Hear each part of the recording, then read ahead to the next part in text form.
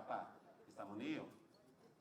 Sasa ya Loreto Limuru na ni parokia ambayo imekuwa Mungu ambaye ametupatanisha akatuweka pamoja, yeye ndiye pia atakayetuwezesha kufanya kazi hii ya pamoja sisi wote.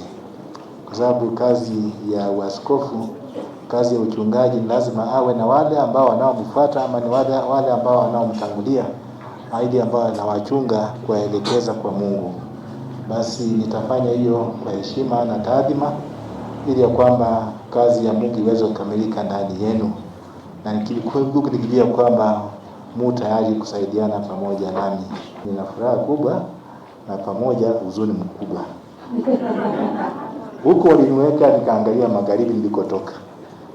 Nilikuwa nikiongea sikuweza kusahau ya kwamba nimetokea kule, nimekuja hapa.